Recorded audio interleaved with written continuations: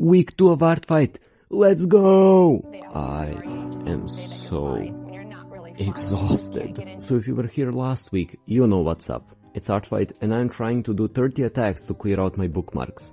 But the big bad problem I have is employment. And boy oh boy did it cause problems this week. Today for you I only have 4 speed paints because I have been so tired and non-motivated for the 4 hours of free time I had on the daily this week. That also does mean I am 3 attacks behind, but don't you worry, I will try to get back on track however I can. If you want to follow me on this journey, remember to subscribe, like the video, and let me know in the comments how's ArtFight going for you. With all that being said, let's jump into week 2 of ArtFight 2026. Okay, we are starting off strong with an attack for my friend.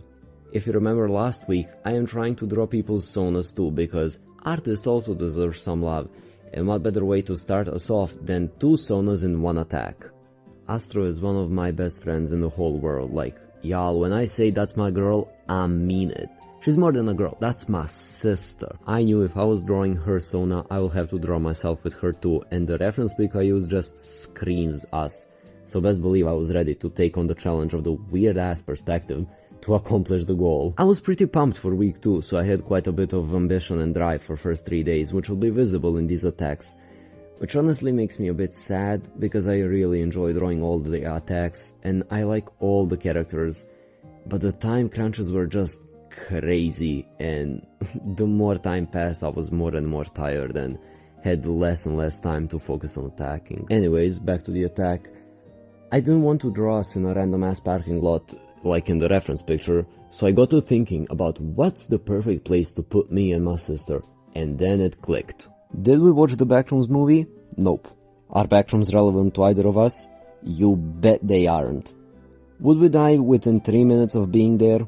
Abso-freaking-lutely. So I chose to plop us into Backrooms for shits and giggles, and the scene is us basically serving CUNT one last time before the shadow snatches us up.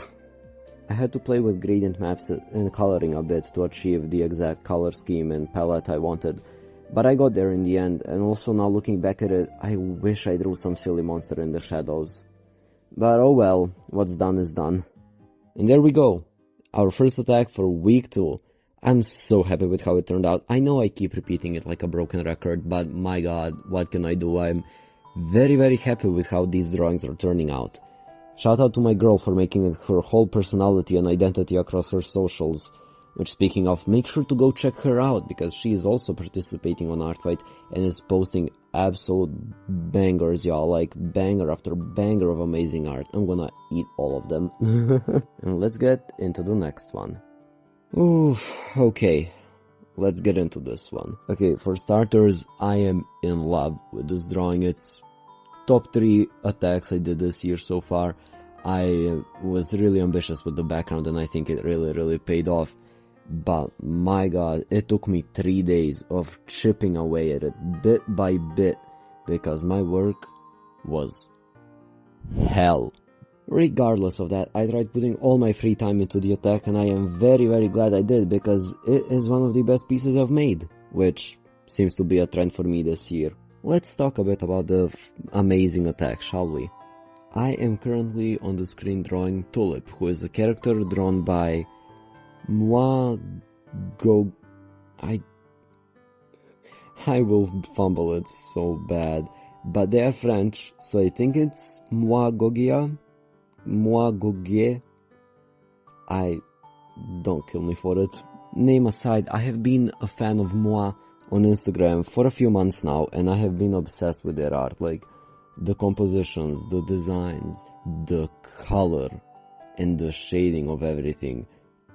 I've just been in love, and I've been checking out their art over Instagram for months now, and I've been a big fan. So when I saw that they are joining ArtFight this year, I knew I could not miss this opportunity to attack them. It was hard picking only one of their characters to draw because they are all so cute, but alas, a choice had to be made, and I ended up going with Tulip, as you can see. So Tulip is a 500-year-old unlabeled angel. He is like an angel guardian. He came to Earth to help with an invasion that's going around. He's been here for like 20 years, so that's plenty of time for him to wander around the Earth. So, according to his bio, he is nerdy and hungry for knowledge type of guy. He is also a very good liar, apparently. And his bio says he is very afraid of change due to autism, which, hey, love to see it. I really enjoy his rapier. I think the design of it is very cute and it changes shape because his magic is like liquidish. So I wanted to incorporate it in the drawing that I am doing because I like the idea of it. I ended up finding this pretty dope reference of a guy leaning against an umbrella, and I was like, yeah, I think I can work this one out. And indeed I did. I really like angel OCs. In fact, 2 years ago on my first ArtFight run, I drew an angel for my first attack. It was fun to go back to it. I don't get a chance to draw wings as often, so it's always fun to challenge myself with those, and I am very, very happy with how these ones turned out, because I just relied on the reference pic provided by moi. Also going into it, I knew I wanted to draw him in a garden. No matter the pose reference I choose, no matter the setting in the reference, I knew I was placing this fella into a garden because of his name, Tulip. I knew I wanted to do flowers, tulips of course. I wanted to do a sunset. I was also like feeling pretty confident about it because of the picnic attack I did last week. So I knew I can take it on. It's a challenge that I will manage. And I also need to practice my backgrounds, especially scenery and landscapes. So this was amazing practice for that. So I went online and got crazy with downloading a lot of new brushes. Specifically ones for landscapes, like grass textures, flowers, leaves, trees, bushes, all of that jazz.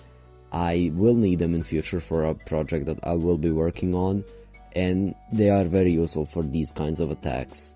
I had about 200 new brushes that I was ready to test out and play around with, and you will see at one point me just playing around in a bush, using brushes, using different colors to see if I can achieve a look that I enjoy. But I ultimately ended up to not use it because I don't think it fit the composition very well, because I am not skilled with them yet. I should have probably done more tulips in the drawing looking back at it, but I still think it looks pretty fine and the message is there. I also, for the first time in a while, I think, did like actual rendering of gold for the bar that I had at the top, like borders.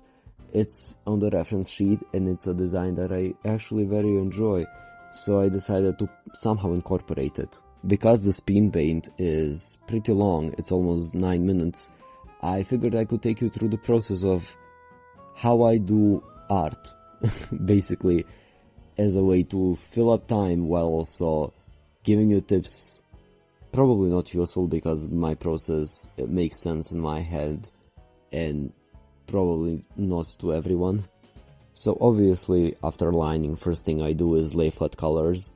I usually use color palettes for this, especially on ArtFight. If there is a color palette present for a character, I make sure to use it, so I am as accurate as possible. I also have color palettes for my own OCs that I reference. I try to remember what color is for what. Not always doing the best job.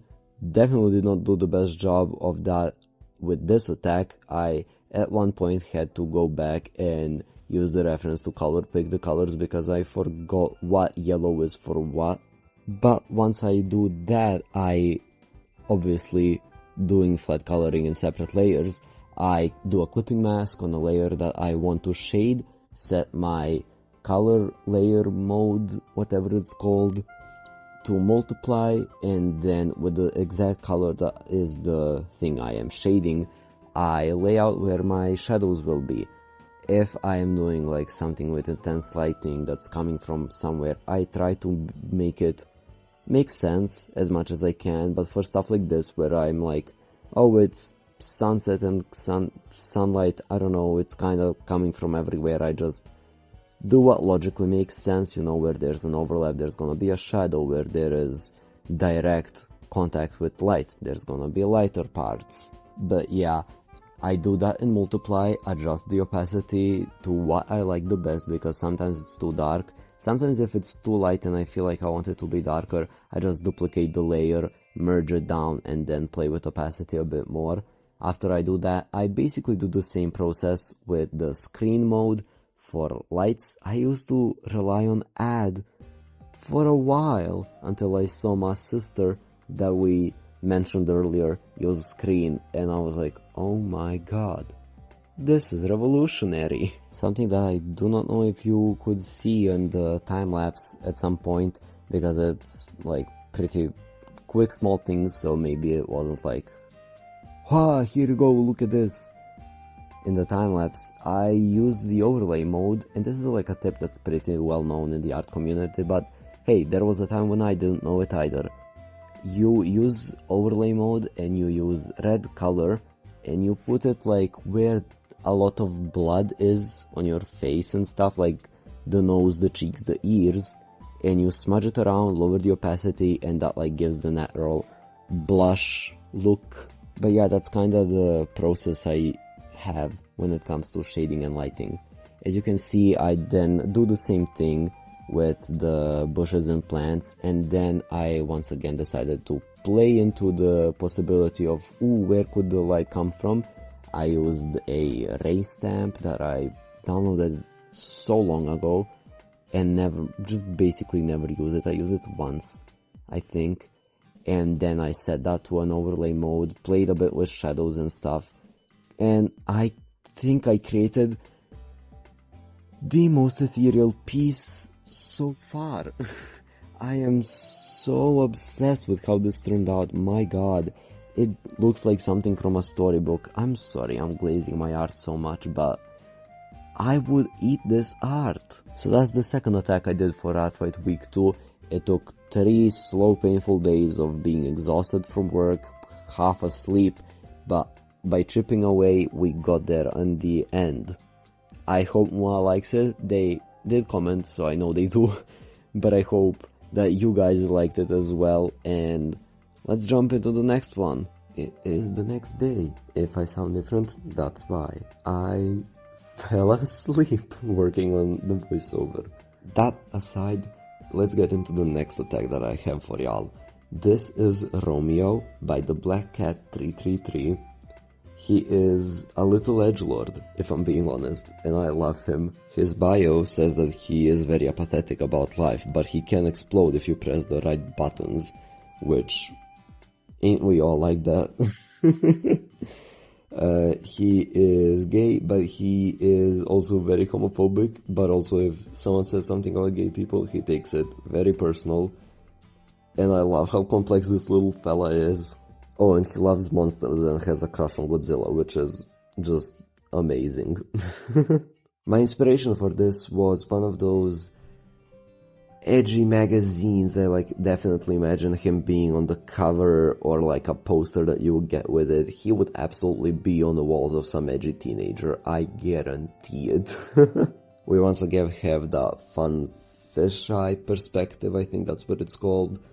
I was feeling pretty confident about it because the first attack had it and it turned out pretty great, so I was very confident. His reference sheet has him saying, good point, but I don't fucking care, kill me about it or something. And I thought kill me about it or something would be like a pretty fun thing to put as like his cover quote, so that's why I have that written above his name. I decided to play around with the lighting. I wish I made it a bit more intense, but I was struggling a bit for reasons unknown to me. I wish I made it a bit more dramatic and like weird in color, but I still think it turned out pretty great. I am very happy with it. I hope that it reads as perspective. I am a bit afraid that the hands did not translate well, but I did my best, and hopefully it looks good to you guys as well. So there we have the second to last attack this week. You can definitely see with the background that I was very tired from work and the week has been rough, with the jump from the last one having a garden and this one having just a half tone and some shading. But I was very tired and could absolutely not do anything else or figure out what to do in this goddamn perspective. But you should check out Black Cat on all their socials. You can see them on the screen right now, and I will also, of course, put them in the bio. And let's get into the last attack for this video. Okay, last but certainly not least, we have Clementine Fisher, who, fun fact, I was supposed to draw another character by Enderose last year and a year before that, but I didn't get to it. So when I made it my goal to clear out my bookmarks, I went through other characters they had, and Clementine just called my name. I don't know what it was about it, but her design is just so cute, and I really like her lore.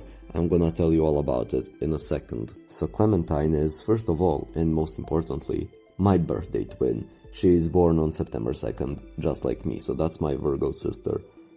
Jokes aside, she is a small town local journalist, typical like that trope, and then she gets mixed up in something much bigger than her or her whole town. She meets a demon, protects him, then sees an angel killing a guy, and then gets protected by him, and the angel is trying to hunt the demon, but she's protecting the demon and angel, and it's all chaos, and she has to learn to like be tough and fight and all of it, and juggle everything, and it's just so good. If you want to learn more, you should totally read her bio on ArtFight. It is so much lore and it is so fun. I had a blast reading all of it, and it's genuinely so well written. I would love this like as an animated cartoon. It would give me life. I did not know what pose I was gonna do for her. I know I wanted to incorporate the journalist and like being mixed up in something much bigger than her theme, but I did not know what my plan was. I usually like have a rough idea of what I want and try to find a reference that matches it. But this time I just kind of let Pinterest take me on a journey until I found this picture of a guy running holding something in his hand, and I was like, yeah, this is the one.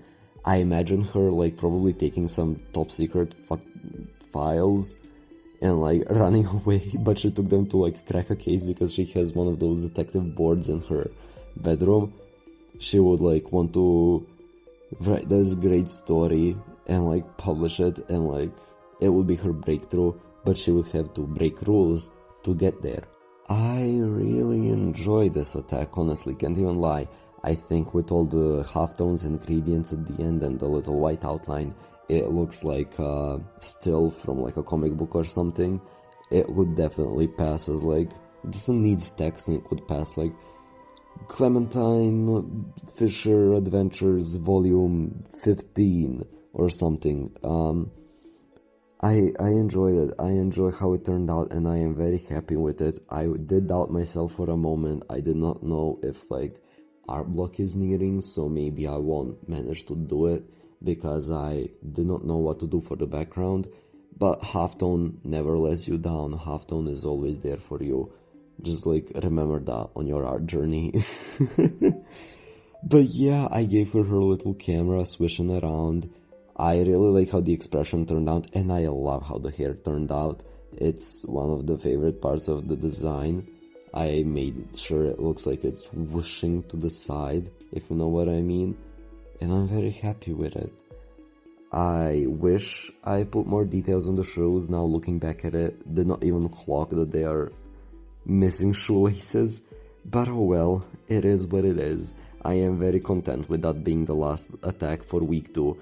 And I am very happy that I finally drew Clementine, because, fun fact, I was supposed to draw another character by Enderose because I had them bookmarked last year, and then this year while going through my bookmarks, because I needed to make a spreadsheet for everyone I have in my bookmarks to finish my challenge, I went looking through other OCs that they had and stumbled upon Clementine, and I was like, oh my god, yes, this is the one.